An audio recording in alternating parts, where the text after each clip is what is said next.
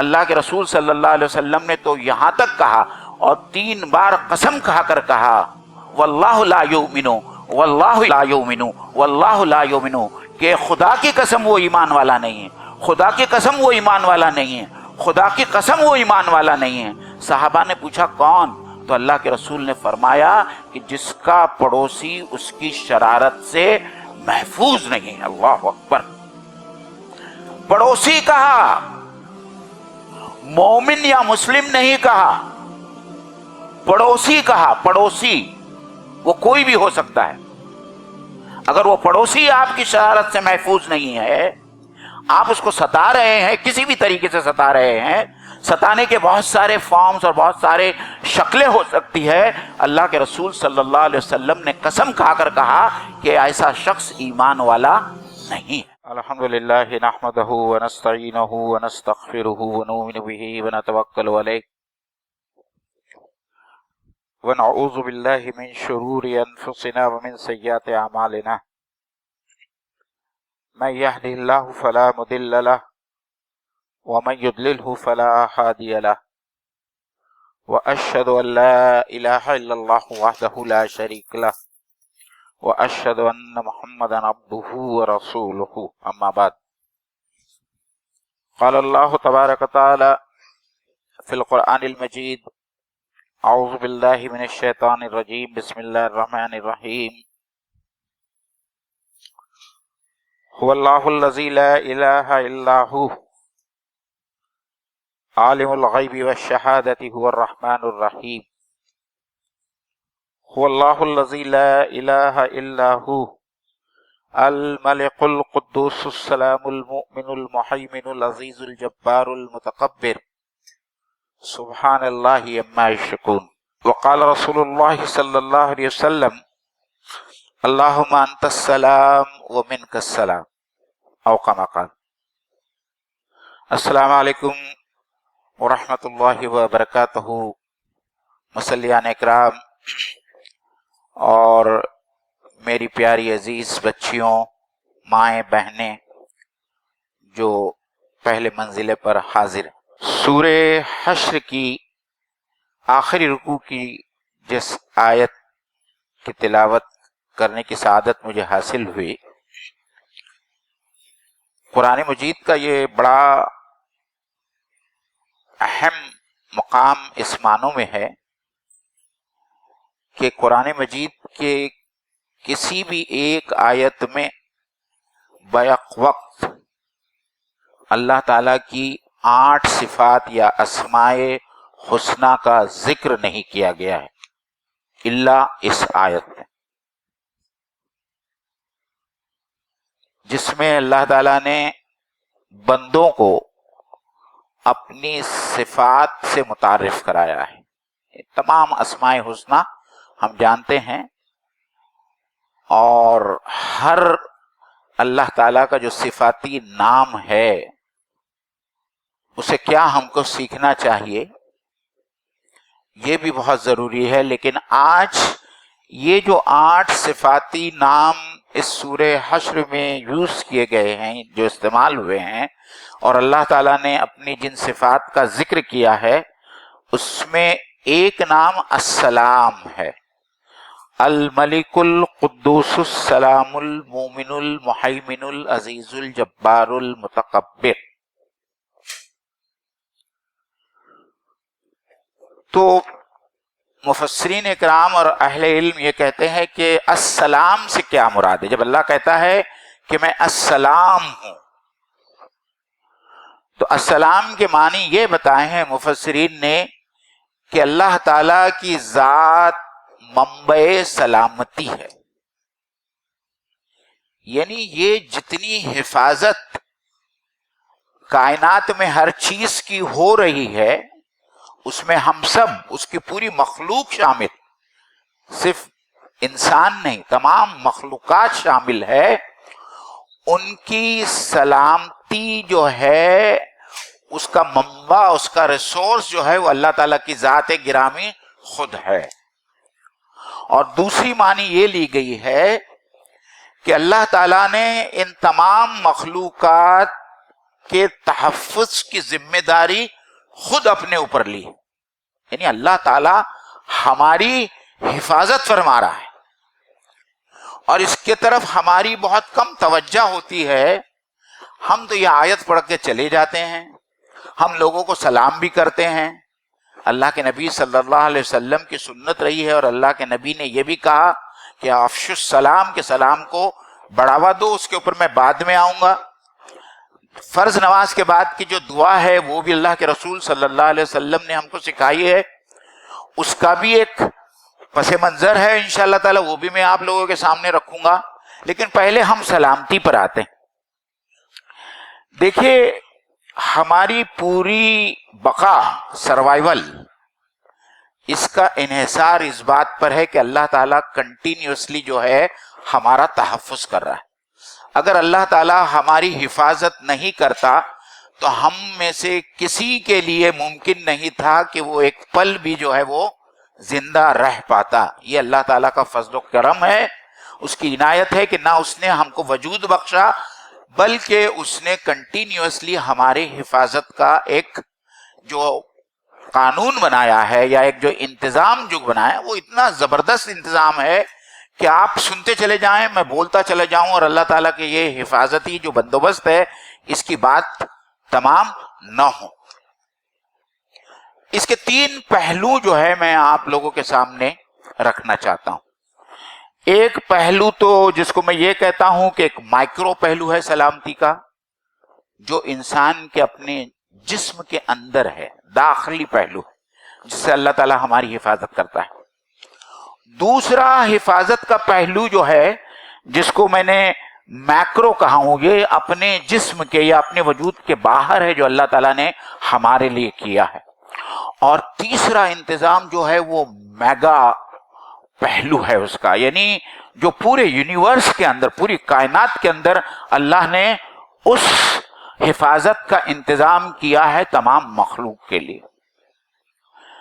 اب آپ داخلی حفاظت کا جو بندوبست اللہ تعالیٰ نے ہمارے لیے کیا ہے اس کے اوپر آپ غور کیجیے۔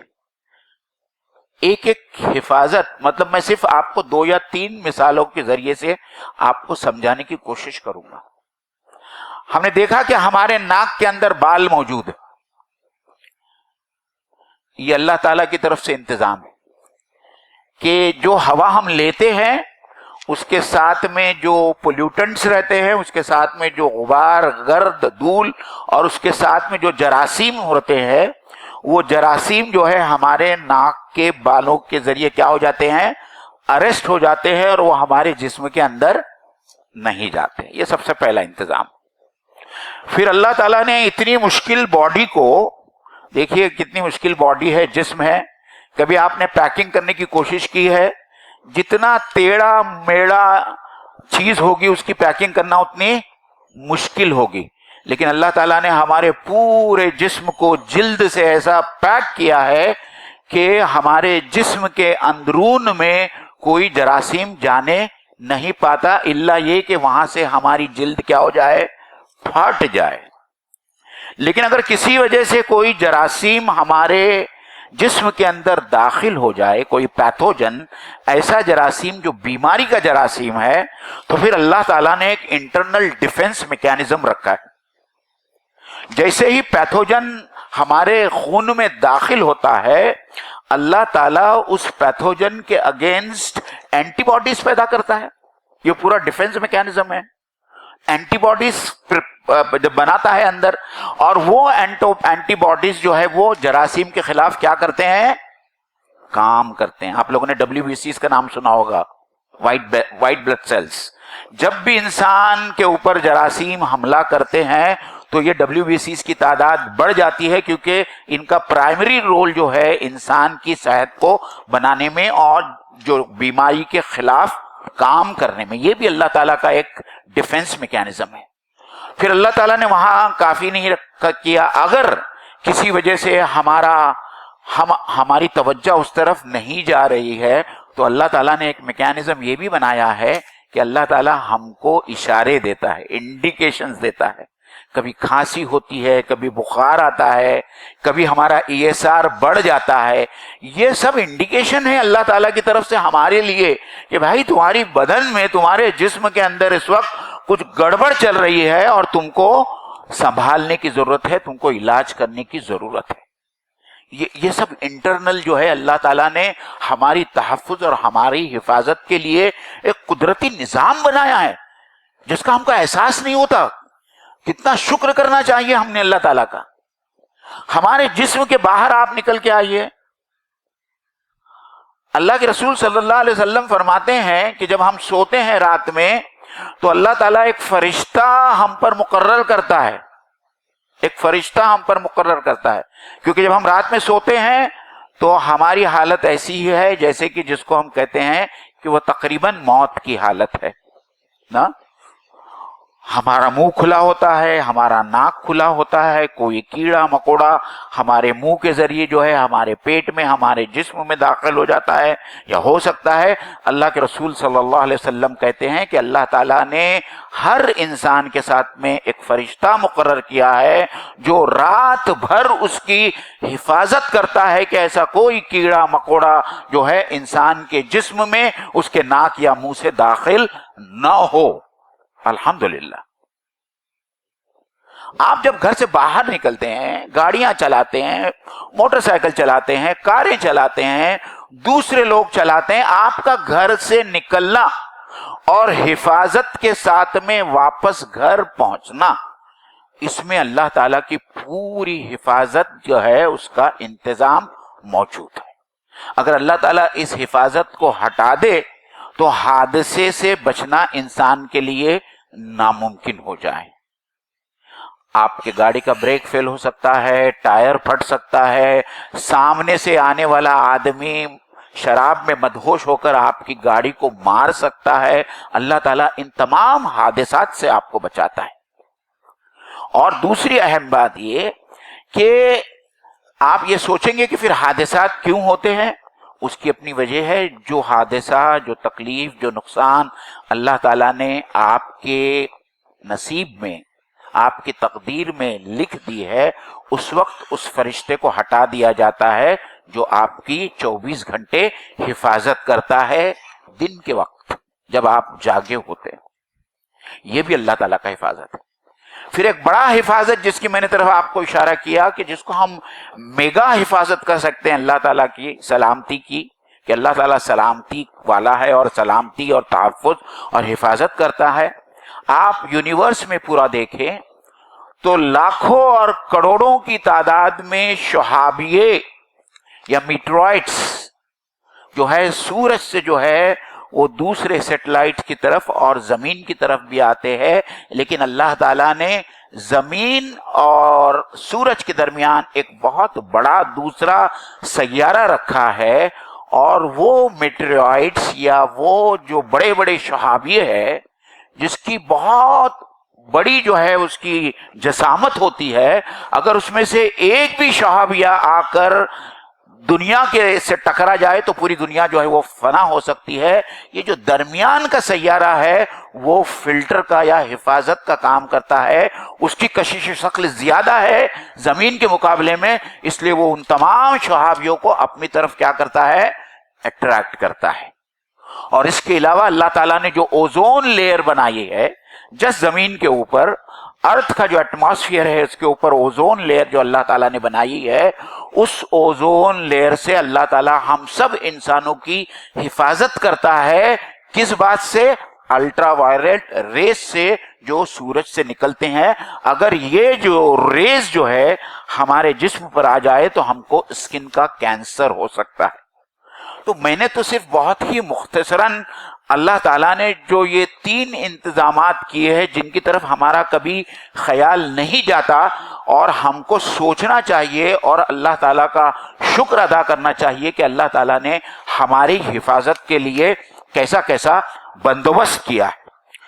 عزیزان گرامی، اب دیکھیے یہ جو سورہ حشر کی جو آیت ہے جس میں اللہ تعالیٰ نے اپنے اتنے سارے اسماء الحسنہ کا بیان کیا ہے، اپنی اتنی ساری صفات کا ذکر کیا ہے، یہ کیوں کیا؟ اللہ تعالیٰ یہ معرفت ہم کو کیوں دینا چاہتا ہے، اپنے بندوں کو کیوں یہ بتانا چاہتا ہے کہ وہ رحمان ہے، وہ رحیم ہے، وہ سلامتی والا ہے، وہ سلامتی دیتا ہے، وہ نگہبانی کرتا ہے، وہ معاف کرنے والا ہے۔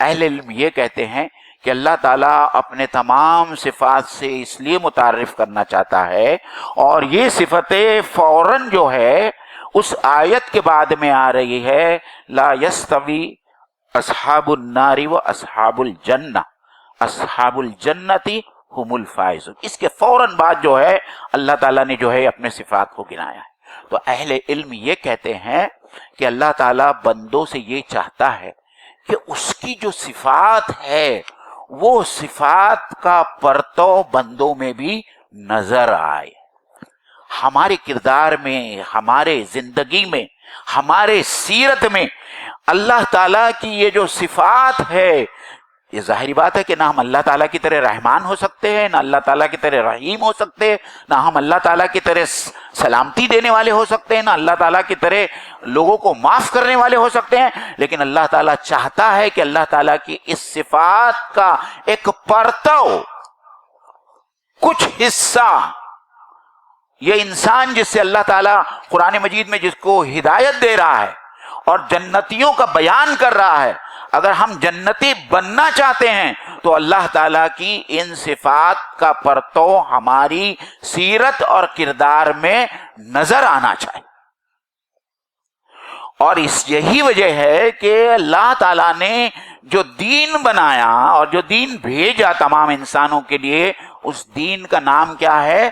دین اسلام ہے، جس کا مادہ ہی سلامتی سے ہے، سلامتی دینے والا دین، سکون دینے والا دین، چین دینے والا دین، حفاظت کرنے والا دین، یہ ہے وہ دین اسلام۔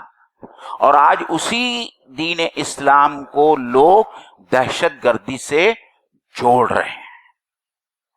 تو یہ بہت بڑا المیہ ہے کہ جس دین کا نام اسلام ہے، جس کا مادہ سلامتی سے ہے، حفاظت سے ہے، آج اس کو ٹیررزم اور دہشت گردی کے ساتھ میں جوڑا جا رہا ہے۔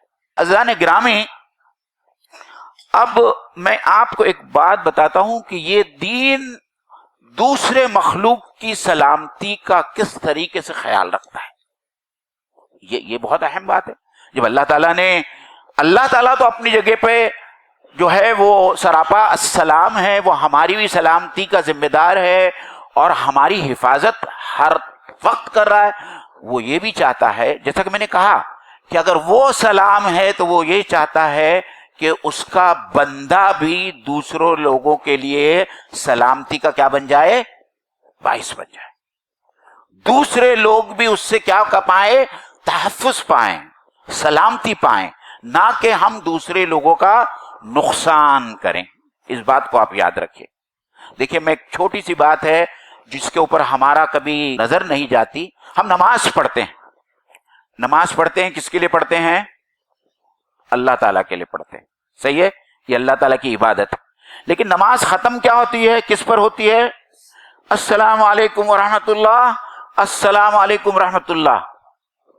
کبھی سمجھا آپ نے یہ اس کا مطلب کیا ہے؟ ہر نماز میں اللہ تعالیٰ آپ کو یاد دلا رہا ہے کہ میرے حق کے بعد میں تمہارا حق، تمہارے اوپر حق جو ہے وہ تمہارے بازو میں جو بھائی بیٹھا ہوا ہے اس کا ہے۔ اللہ کے حق کے بعد میں بندوں کا حق، آپ اس پہ سلام بھیج رہے ہیں، السلام علیکم ورحمۃ اللہ، تیرے اوپر اللہ کی سلامتی ہو، تیرے پر رحمت ہو۔ تو یہ بار بار ہم کو یاد دلایا جا رہا ہے کہ جتنا جو ہے، جو ہمارا بھائی ہے، جو ہمارا مومن بھائی ہے، جو کوئی دوسرا انسان ہے، اس کی سلامتی کے ذمہ دار ہم ہیں۔ ہمارے کسی بھی عمل اور قول کی وجہ سے اس کو جو ہے نقصان نہیں پہنچنا چاہیے، کوئی شر نہیں پہنچنا چاہیے۔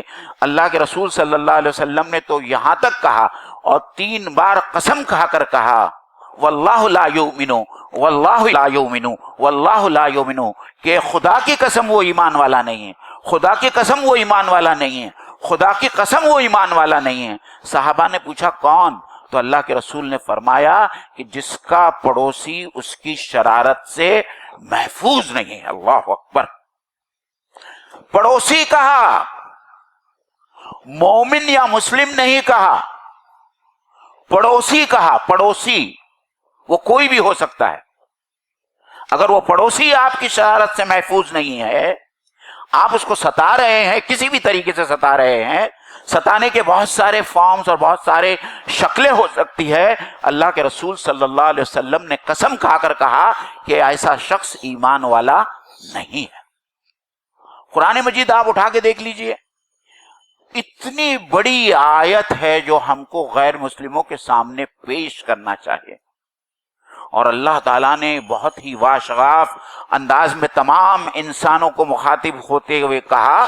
اور یہ جو حابیل اور قابیل کا قصہ قرآن مجید میں آیا ہے، اس کے فوری بعد جو یہ آیت آئی ہے، اللہ تعالیٰ تمام انسانوں سے مخاطب ہو کر کہتے ہیں جس نے ایک انسان کا ناحق قتل کیا اس نے گویا تمام انسانیت کا قتل کیا.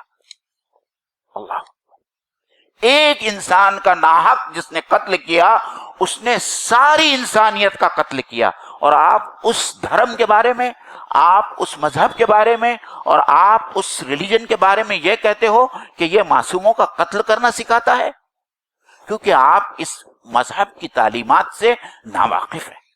اور ہمارا بھی قصور ہے کہ ہم نے اپنے مذہب کی تعلیمات سے دوسرے لوگوں کو روشناس نہیں کرا.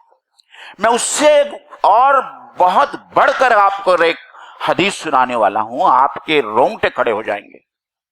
حضرت عبداللہ ابن عمر رضی اللہ تعالیٰ عنہ فرماتے ہیں، ابن ماجہ کی صحیح روایت ہے کہ میں نے اللہ کے رسول صلی اللہ علیہ وسلم کو کعبۃ اللہ کا طواف کرتے دیکھا، اور آپ اپنے زبان مبارک سے فرما رہے تھے کہ تو کتنا عظیم ہے، تیری کیا شان ہے، تیری کیا حرمت ہے.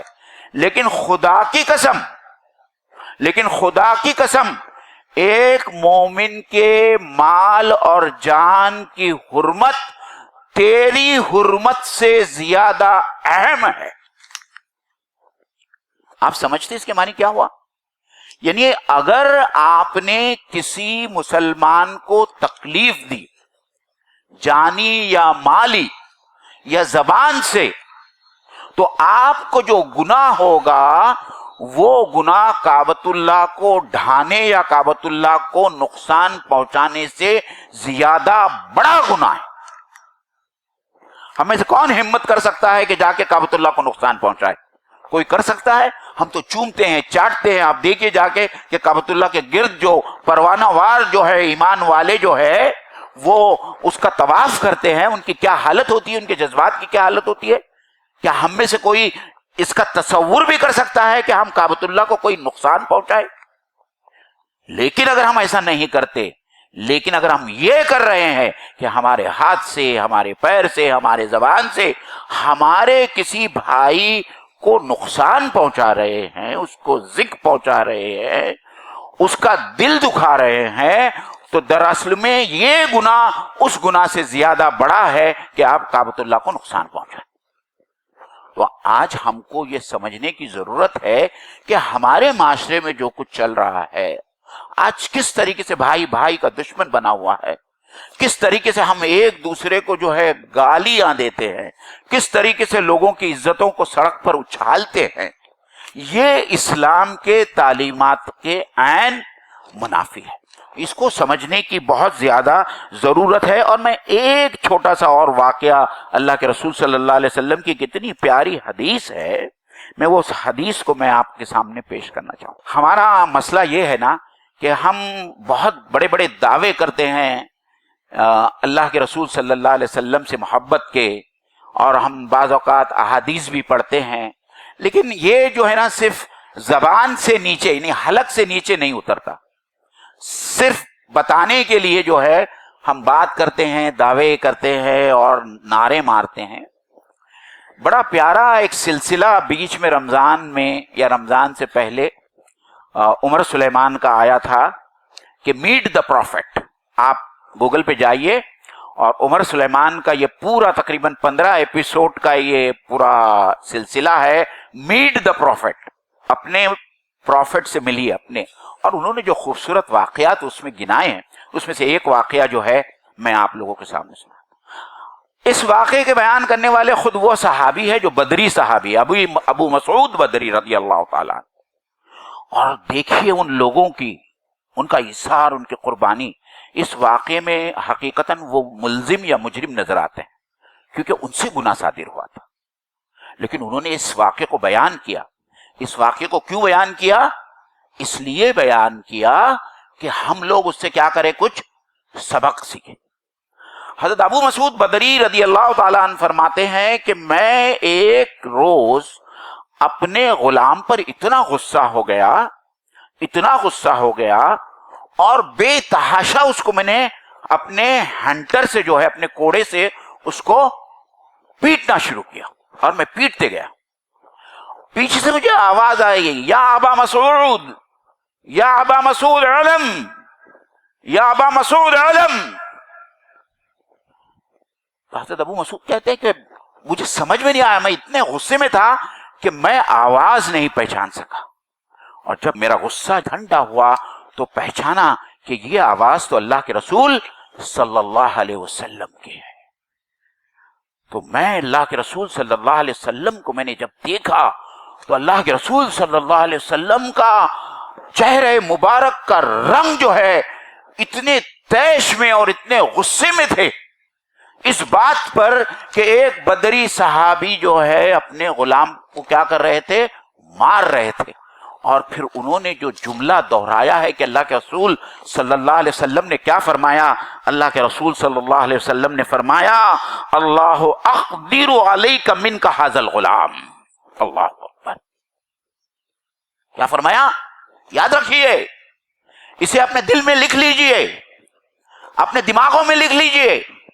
اللہ کے رسول نے کیا کہا ایک صحابی سے، بدری صحابی سے، کہ اے ابو مسعود، تجھے جتنی طاقت اور جتنا قابو اپنے غلام پر ہے، اللہ تعالیٰ کو اس سے کہیں زیادہ قابو تجھ پر ہے اور قدرت تجھ پر ہے۔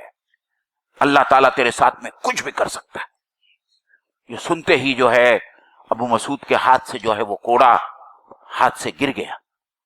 آپ سوچ سکتے ہیں کہ اللہ کے رسول کسی کے اوپر ظلم کرتا ہوا نہیں دیکھ سکتے تھے، پرندوں پر ظلم کرتا ہوا نہیں دیکھ سکتے تھے، اونٹ کے اوپر، جانوروں کے اوپر ظلم کرتا ہوا نہیں دیکھ سکتے تھے۔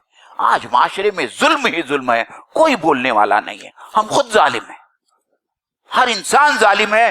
ظلم کے خلاف آواز اٹھانا یا ظلم کو روکنا تو بہت دور کی چیز ہے، ہمارے جسم کا ہر انگ جو ہے وہ ظلم کر رہا ہے۔ یہ اللہ تعالیٰ نے یہ جو سب چیزیں دیا ہے، یہ میرا دماغ ہے، یہ میری آنکھیں ہیں، یہ میری زبان ہے، یہ میرے ہاتھ ہے، یہ میرے پیر ہے، یہ میری شرمگاہ ہے، اس کو یا تو ہم نفع بخش انداز میں استعمال کر سکتے ہیں، دوسرے لوگوں کی سلامتی کے لیے، تحفظ کے لیے استعمال کر سکتے ہیں، نفع رسانی کے لیے استعمال کر سکتے ہیں، یا انہی تمام اعضاء و جوارح کو ہم دوسروں کو نقصان پہنچانے کے لیے کر سکتے ہیں۔ یہ دماغ جو بڑا باصلاحیت ہے، بہت باصلاحیت ہے۔ جو لوگ فراڈ کرتے ہیں، جو لوگ چوریاں کرتے ہیں، جو لوگ بینک میں ڈاکے ڈالتے ہیں، وہ کس کا استعمال کر رہے ہیں؟ اسی دماغ کا استعمال کر رہے ہیں۔ اسی دماغ سے جو ہے وہ لوگوں کو فراڈ کر رہے ہیں، لوگوں کو پھنسا رہے ہیں، ڈاکے ڈال رہے ہیں۔ اسی دماغ کا اللہ تعالیٰ چاہتا ہے کہ اسی دماغی صلاحیت کا استعمال کرو کہ سماج کے اندر بھلائی کے کام کیسے کیے جا سکتے ہیں، سماج کو کیسا سدھارا جا سکتا ہے۔ یہی دماغ ہے۔ اس کا ایک تعمیری پہلو ہے، اس کو تعمیری پہلو میں استعمال کر سکتے ہیں یا تخریبی پہلو میں استعمال کرتے ہیں۔ تو اللہ تعالیٰ چاہتا ہے کہ ہمارے دماغ سے بھی لوگوں کو سلامتی حاصل ہو۔ یہ زبان جس کے بارے میں اللہ کے رسول کی بہت مشہور حدیث ہے کہ جس نے مجھے اس زبان اور اس شرمگاہ کی حفاظت کی ضمانت دی، میں اس کو جنت کی ضمانت دیتا ہوں۔ یہ زبان جو ہے، اللہ کے رسول نے یہ بھی کہا کہ جہنم میں بہت سارے لوگ صرف اس زبان کے غلط استعمال کی وجہ سے جائیں گے۔ تو آپ سوچئے کہ کہیں اس میں ہمارا نام بھی تو نہیں ہو. یہ زبان سے ہم چغلی کر سکتے ہیں, غیبت کر سکتے ہیں, گالی دے سکتے ہیں, جھوٹ بول سکتے ہیں, کسی کو دھوکہ دے سکتے ہیں. یہ تمام کام جو ہے سامنے والے کے نقصان کی باعث ہے. زبان سے جو یہ لگتی ہے نقصان ہوتا ہے, یا زبان سے جو ضرب لگتی ہے وہ تلوار کی ضرب سے زیادہ کاری ہوتی. وہ زخم مندمل ہو جاتا ہے, بھر جاتا ہے, لیکن زبان سے لگا ہوا زخم نہیں ہوتا. اسی زبان کو ہم اچھے کاموں کے لیے استعمال کر سکتے ہیں, سلامتی کے کاموں کے لیے استعمال کر سکتے ہیں, لوگوں کو نصیحت کر سکتے ہیں, لوگوں کو تلقین کر سکتے ہیں, لوگوں کے درمیان صلح و صفائی کر سکتے ہیں, اور اس زبان کو اللہ کے پیغام کو پہنچانے کے لیے استعمال کر سکتے ہیں. تو زبان تو وہی ہے, اس کا استعمال کیسا ہے؟ اس کا استعمال لوگوں کے تحفظ کے لیے ہے, سلامتی کے لیے ہے جیسا اللہ تعالیٰ چاہتا ہے, یا اس کا استعمال جو ہے لوگوں کو نقصان پہنچانے کے لیے؟ یہ آنکھیں جب کوئی خوبصورت چہرہ سامنے نظر آتا ہے تو ہمارے نوجوان بھائی اس کو ایسا دیکھتے ہیں, ایسا تاڑتے ہیں کہ ایسا لگتا ہے کہ ان کی نظریں اس عورت کے جو ہے آر پار ہو جائے گی.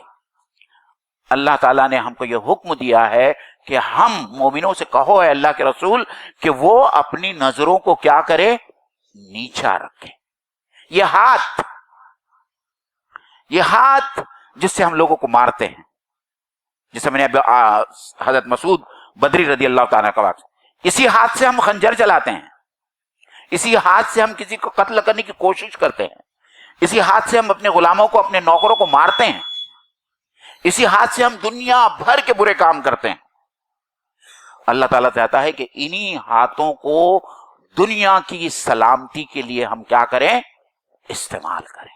ان ہاتھوں سے لوگوں کو بچائیں, ظالموں کو بچائیں ظلم کرنے سے, مظلوموں کی حفاظت کریں ہم, چاہے وہ کوئی بھی ہو. ایون ظالم کو ظلم کرنے سے بچانا, اللہ کے رسول صلی اللہ علیہ وسلم نے کہا کہ یہ ظالم کی کیا کرنا ہے؟ مدد کرنا ہے. کہیں نظر آتا ہے ہمارے سماج میں کہ آج ہم جو ہے ظالم کو ظلم سے بچا رہے ہیں یا مظلوم کی حمایت کر رہے ہیں؟ کہیں نظر نہیں آتا. میں آخری بات کرنے کے بعد میں اپنی بات کو ختم کروں گا, اور وہ جو بات تھی کہ جو میں نے بہت ہی مختصراً آپ کو جو بات رکھا, اور وہ بات یہ تھی کہ ہمارے تمام اعضاء اور جوارح سراپا سلامتی کا ذریعہ بن جائے. ہمارے اعضاء اور جوارح سے لوگوں کو کیا پہنچے؟ فائدہ پہنچے, ان کی حفاظت ہو, نہ کہ ان کا نقصان ہو, نہ کہ ان کو کوئی شر پہنچے. اللہم انت السلام و منک السلام, اتنی بڑی دعا ہے, اتنی بڑی دعا ہے. یہ معلوم ہے, یہ دعا کا پس منظر آپ کو معلوم ہے کیا ہے؟ جب جنتی لوگ جنت میں جائیں گے تو جنت میں اللہ تعالی کی طرف سے سب سے پہلے جنتیوں کو سلام پہنچایا جائے گا, السلام علیکم ورحمۃ اللہ. جب میں آپ کو سلام کرتا ہوں تو آپ مجھے سلام کا جواب دیتے ہیں وعلیکم السلام ورحمۃ اللہ. آپ اللہ کو کیا جواب دیں گے؟ اللہ کو کیا جواب دیں گے؟ یہ جنتیوں کا جواب ہوگا اللہ تعالیٰ کے سلام کے عرض. اللہم انت السلام و منک السلام, اے اللہ تعالیٰ تو ہی سراپا سلامتی ہے اور تجھ سے ہی سلامتی ہے. یہ جنتیوں کا جواب ہوگا. لیکن جنت میں کون جائیں گے؟